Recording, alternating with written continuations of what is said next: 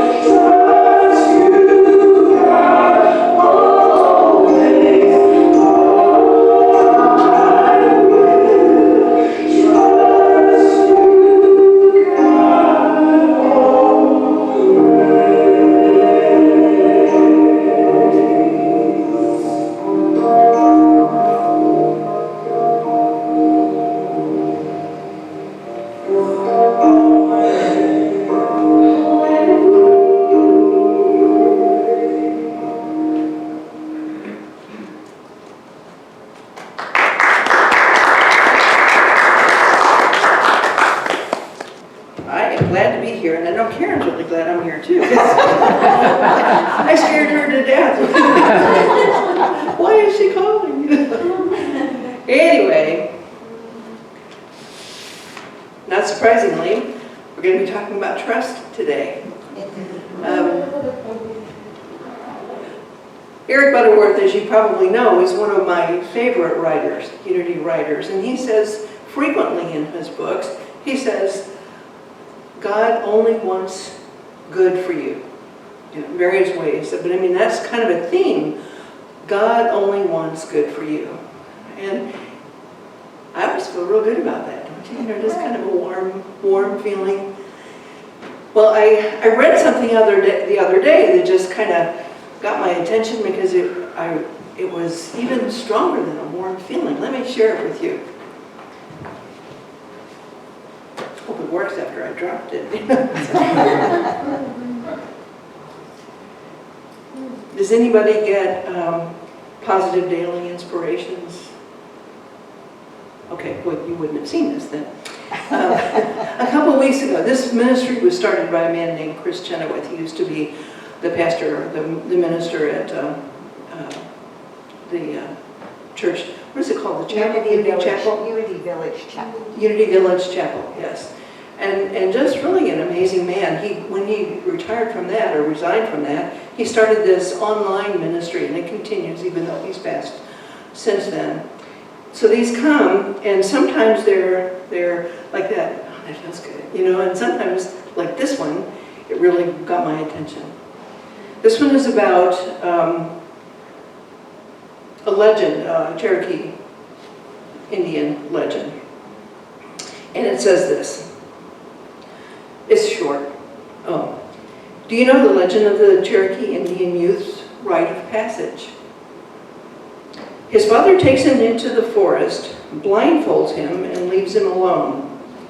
He's required to sit on a stump the entire time, the whole night, and not remove the blindfold until the rays of the morning sun shine through it.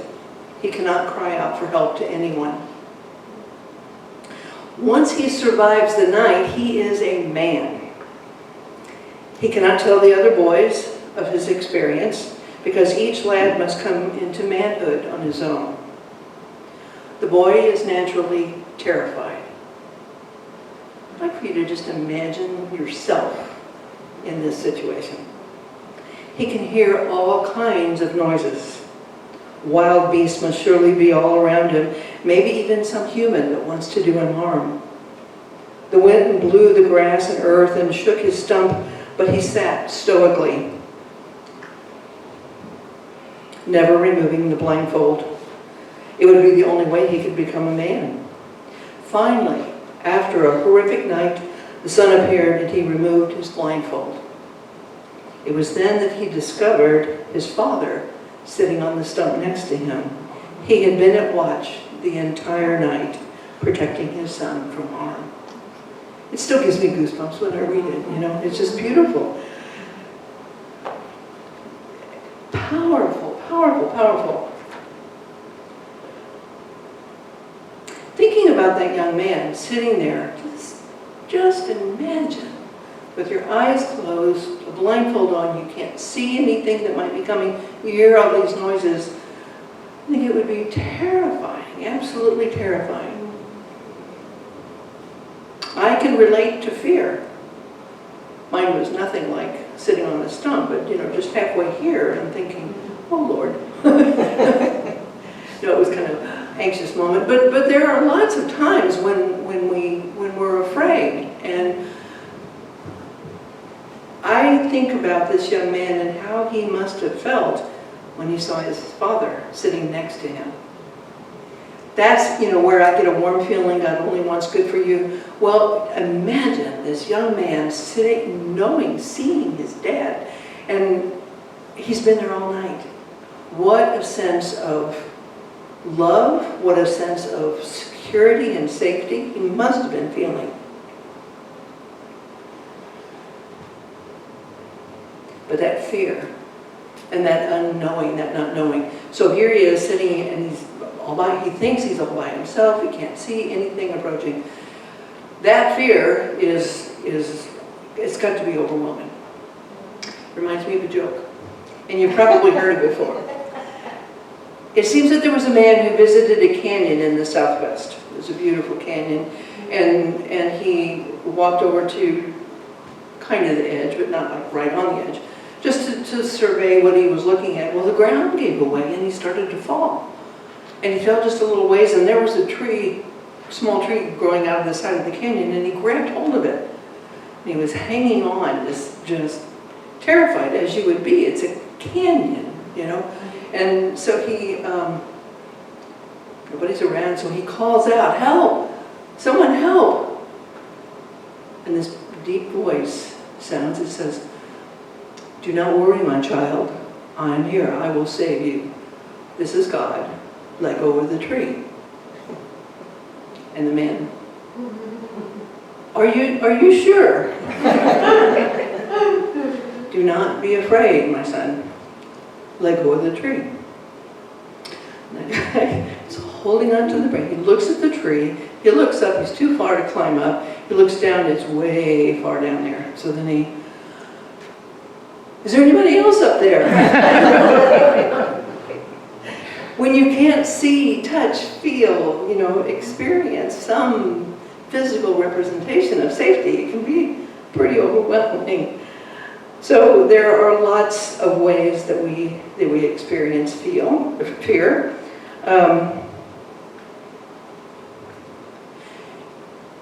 Has anyone in here ever felt betrayed? Yeah, I think it's kind of a normal human condition that we sometime in our life feel betrayed. Maybe we have felt threatened by something. Nothing like being, a wild boar coming at you, but lots of things make us afraid. Well, how do we handle that fear? Our bodies are hardwired to protect us. Back when there were wild boars, our bodies are engineered so that when there is danger, we go into that fight, flight, or freeze mode. That's the primitive brain, and it gives us extra adrenaline. It surges whatever is needed in various muscles in the body to get out of the way of danger. All of that. We don't have wild boars in St. Charles anymore, but that response still happens. We still feel that fight, flight, or freeze reaction when it is something that we feel very threatened about.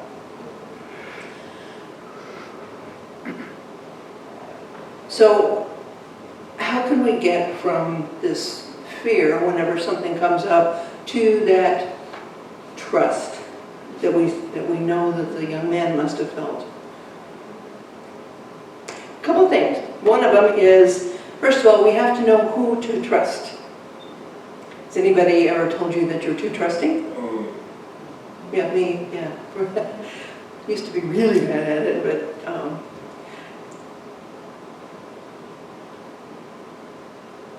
when we're talking about trusting people, not God, because the whole Indian legend thing is a metaphor for the Father is always there. God is always with us. We know in unity that God is everywhere present within us, so it's not like we can be separate. But with knowing, in our earthly experience, I think sometimes we then project onto God whatever those experiences are. So I had trouble with trust for many, many years, still struggle a little bit. But one time, at one retreat actually, I realized that I was projecting my sense of suspicion and fear onto God. So we want to know, we can trust it, we want to know and experience, like that young man did, trust for God, or with God. But we also, it would do us well to be able to learn to trust appropriately. So, trust is earned. Depending on how you're raised. My dad was very protective, and so if he saw that somebody was being too rough or playing hard with me, he would make me come in. I never learned to handle that. I don't think I'm good at that. So I just would cower. Trust is earned, and what I began to see was, if I told a secret to someone, if we tell a secret to someone, we watch and see what they do with that. Do they keep it to themselves in honor, what you've asked, or do they spread it around indiscriminately, maybe even to hurt or betray? Brene Brown, in one of her books, describes a situation with her daughter who was very hurt by someone at school that betrayed a secret. And when I went to the chapel, Erin, who was, it still is, I think the minister there, had a thing where she had a jar in the front and it represented trust. And so if you go, every time somebody does something, in this case it was God, but you can have a jar at home, maybe even a non-physical one. Every time somebody does something that acknowledges that trust, you put a pebble in the jar. So when the jar is getting pretty full, you know this is a trustworthy person. Conversely, if somebody does something and they betray your trust, you can take out one or two, and you can tell. Probably you don't need a jar to figure out that that's happening, but just to be mindful that trust is earned, and it is up to us to be discerning in that. And then second, we have to use critical thinking. The first church that I served after ordination was in Texas, and the board president down there said something that I thought was very profound, and I've used it through the years, and it is consider the source. Consider the source. In a lot of the crime shows, they always say, follow the money. Well, this is consider the source, and it's kind of similar, you know, because if you are having an exchange with the other person and they seem to be wanting to persuade you to do something,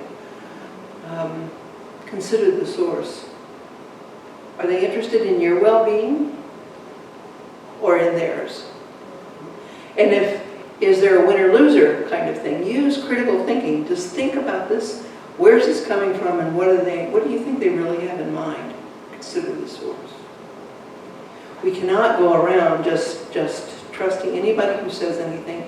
Otherwise, one commercial, and we would go out and spend fortunes on anything that's going to make us young and pretty and rich and healthy. So we have to be discerning. We have to realize that trust is earned. Is it foolproof? No. No, I think that even the people who have the jars with the lots and lots of pebbles will occasionally be off. I have a bad day, just something is not going well, and may end up not being trustworthy in a particular situation. We are fallible as humans. We're not perfect. God is, but we're not. Another thing that can get in the way of being trusting is sometimes people think of fear as weakness. And we may not want to admit that we're afraid because, you know, I'd be weak. I wouldn't be strong if I admitted that I was afraid. There were the commercials, do you remember them, where usually it was a guy and something would happen, maybe he'd get knocked over or something, and he'd bounce right back up, and I'm good, you know, I got this. Not allowing fear or anything to govern us. I'm just going to bounce right back up and do it again. Fear is not showing weakness. In fact, there is courage required to step into something that makes you afraid, if it's wise to do that. But just being afraid is not a weakness.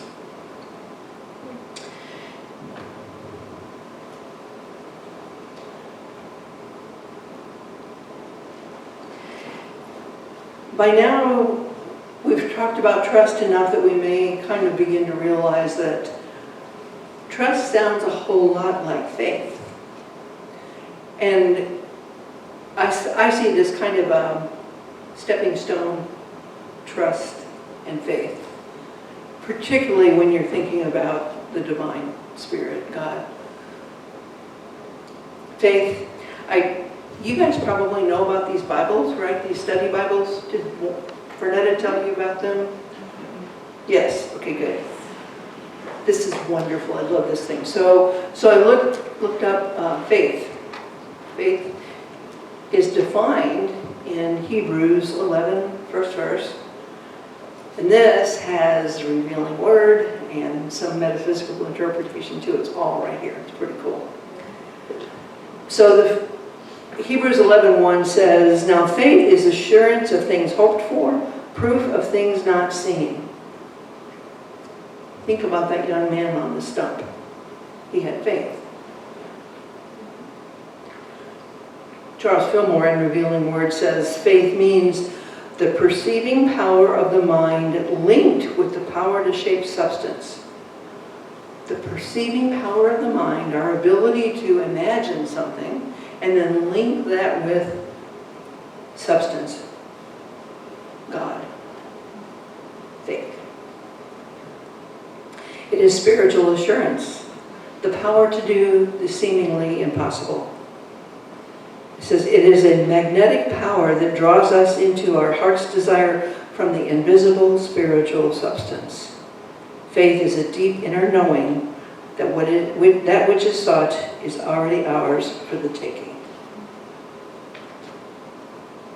That's faith. That's trust.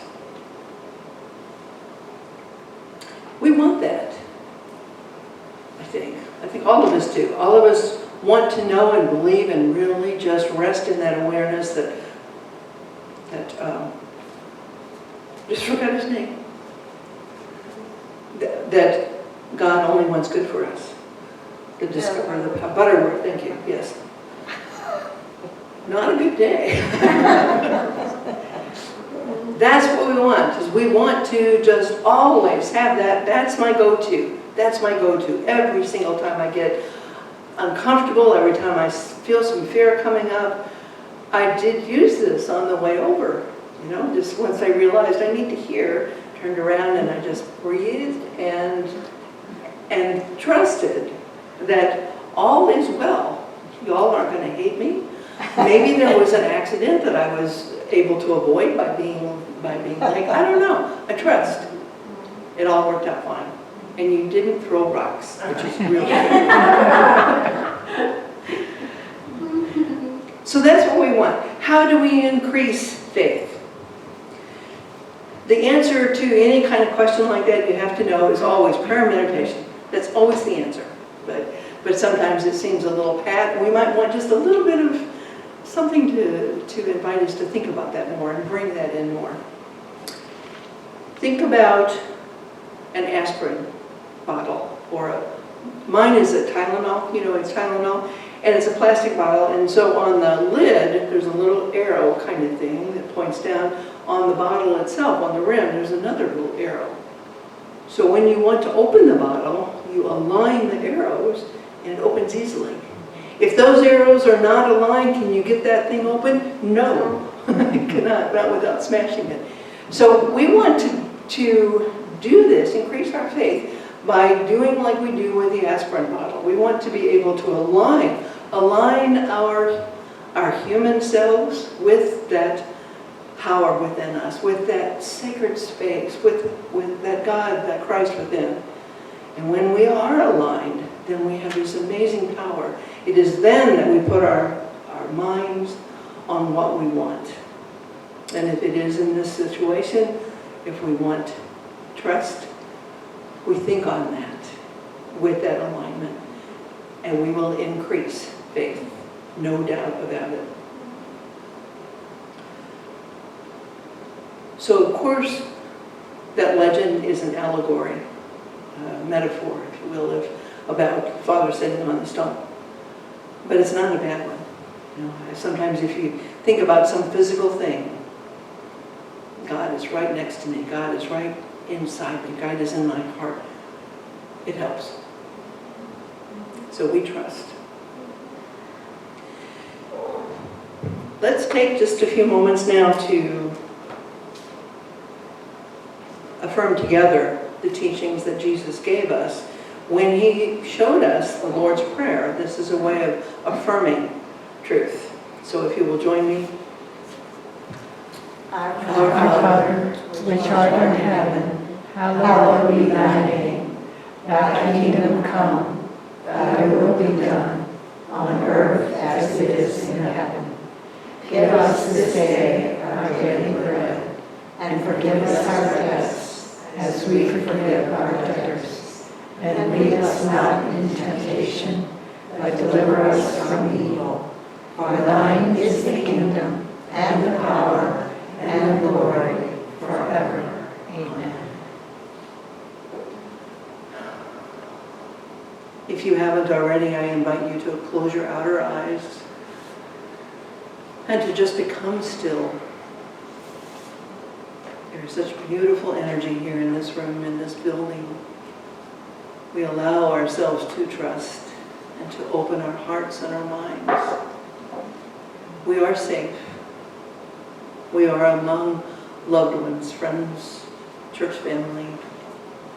All is well.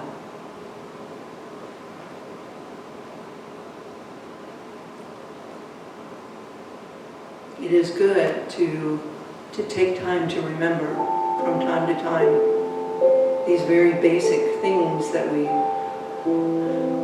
may lose sight of when we get busy with ordinary daily activities. But in this time, in this moment, and in moments ahead, today and this week and this month, we remember God and I are one. With God, all things are possible.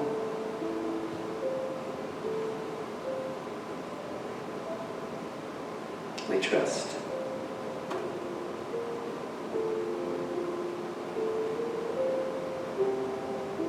When we trust, there is a deep relaxation that happens, and I feel it now, and I invite you to allow yourself to feel your body releasing, letting go of tension, tightness. When we trust, we have faith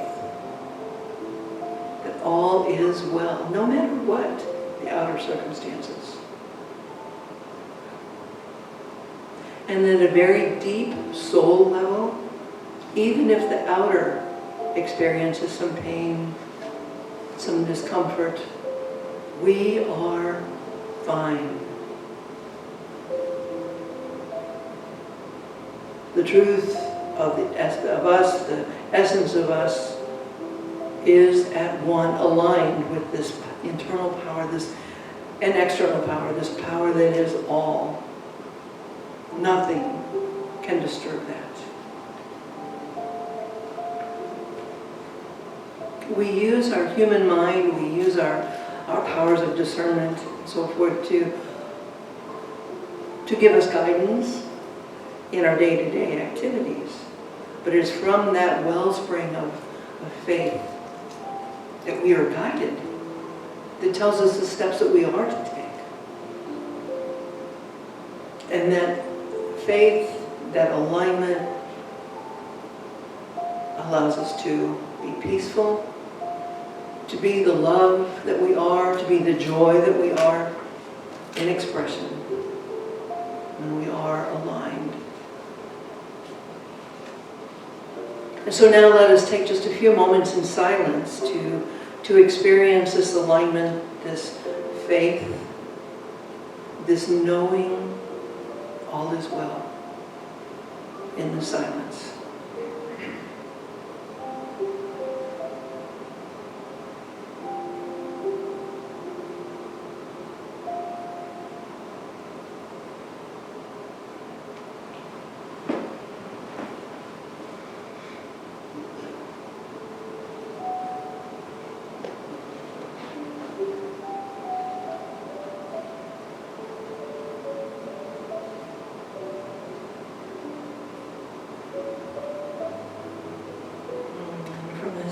This place of peace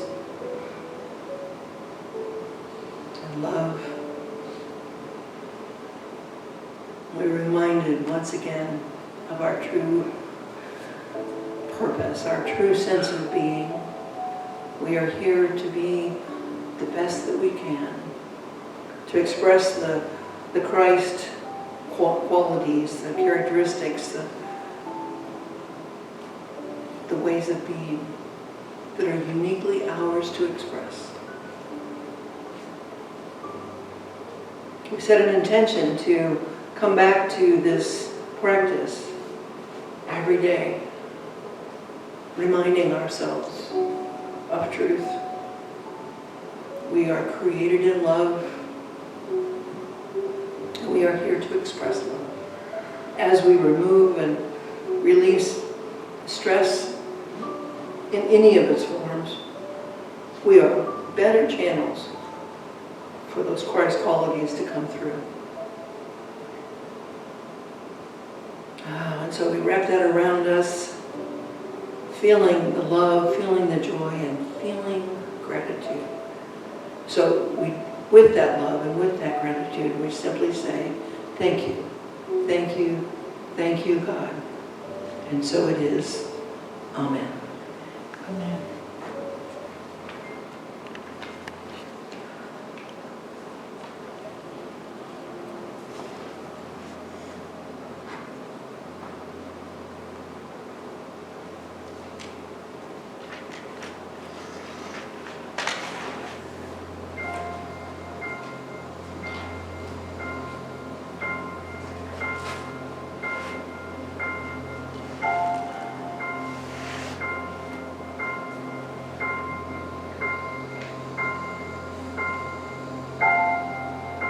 It's like the air around me. It's like the sunlight on my face. I feel the love God surround me. I am touched by amazing grace.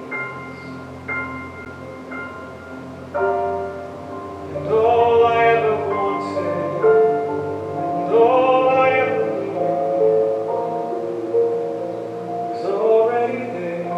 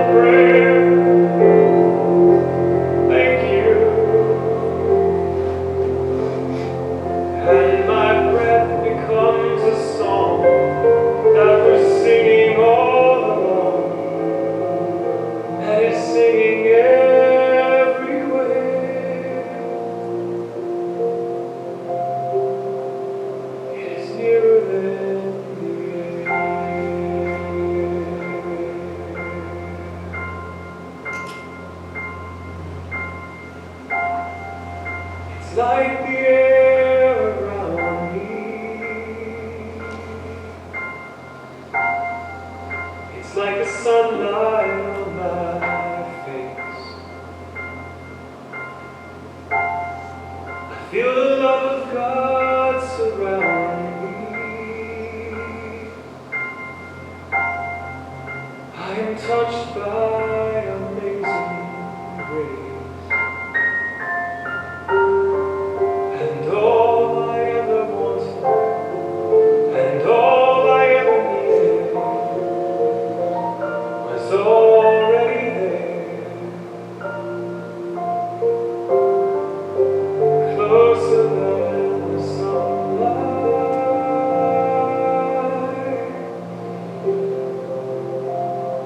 nearer than the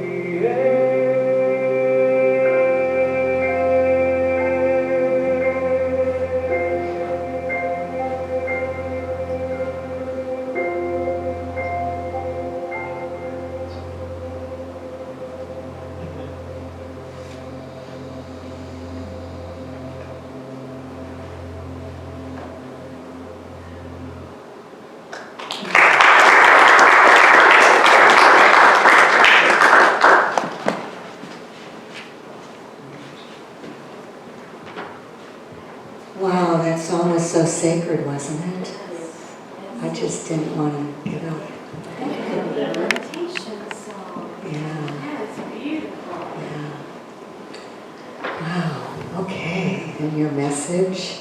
And thank you for the story and the image, because that helps me understand that God is always with me through everything. Because I think that's when we don't remember. When we're going through a difficulty, like, where is God? You know, why am I going through this? And if God's only there in the when everything's okay, that's not a very powerful God. So thank you so much. Yeah. Okay, well now is the time in our service when you're invited to share your financial gifts with this ministry. So if you brought a gift with you, I invite you to take it in your hands and join me as we do our offering blessing. Together, divine love through me blesses and multiplies all that I have, all that I give, and all that I receive. Now, announcements. Well, this has been a wonderful day, and I love the Daily Word when I read it this morning. I just thought about, you know, how I look at things, how I see things is how they are for me. So when I'm looking for God and good and happiness and joy, I'm finding it everywhere. And when I'm stuck in the muck of thinking what's wrong with things and myself, I am miserable. So I love the word optimism. I don't remember seeing that often in our daily word, so I love that it showed up today. Okay, well again, thank you, Sharon. I did that. I want to just, all of us, just to celebrate that our wonderful Judy Schmidt is back. Yay! And she had knee surgery, and she's been away for way too long. It's just not the same. She's our faithful. She's here all the time, and we're just so thrilled that your healing is progressing and has been from the beginning. And I know you're grateful for all our prayers and support too. So, yay! Okay. Also, I want to remind you that the friendship book is coming back. Some of you may be so new you don't even know we had one. But we used to have a friendship book that had everybody's picture in it and their address and their phone number. And so when you wanted to reach out to somebody, you could do that. Well, it's coming back. And if you haven't gotten a form, I don't see a lot of those, but I have this one here. The form to fill out, and it's not just for members or anything, it's for all of our friends, for people. Because we have a lot of friends who maybe don't come every Sunday or whatever, but they're still our friends. And part of this is getting your picture taken. And so we started that last week. I was hoping that Abina would be here because she's our official photographer. But if you'd like to have your picture taken today, I'm willing to do that. We need to get pictures gathered. How many of you have filled out your forms already? Good. You haven't? Let's get that done. How many of you had your pictures taken? Because I know you got yours taken last week. Look at this. Okay, good. So if you're ready today and you'd like that to happen, that would be good. All right, let's see what else I need to say. I'm trying to write it all up. I want to remind you about this wonderful booklet we have. It's called Creating Community as We Age. And there's still some out there. These are the most wonderful stories. Many of us are at the, well, we think we're aging, and this is really applicable. If you're really young and you're still running around doing all that stuff, you may not be interested in this booklet. But this is a beautiful booklet. And I have just finished it, and I went in yesterday because I love the story I read about growing old together. And such gratitude that Wayne and I are growing old together. What a beautiful gift that is. And the story is so true about how you support each other and you encourage each other and you're on the journey together. And we as a church family, we're growing old, we're supporting each other, we're here for each other. And the stories are beautiful, so if you're interested in that, that's up there. Also want to remind you, as I always do, about Oasis Food Pantry. We collect, we suggest you buy, 1 or 2 extra items, whatever, and bring them in on Sunday. We have what do you call that? Bins back there. And and Vicky's been doing this while Judy's been out, take it over and they work there and support. We have people in our community who really can't buy their own food and things. So this is one of our services to the community, so I encourage you to think about that. I have something else I wrote here, but I can't read it. So anyway, but you also have a lot of announcements on the back of your bulletin. And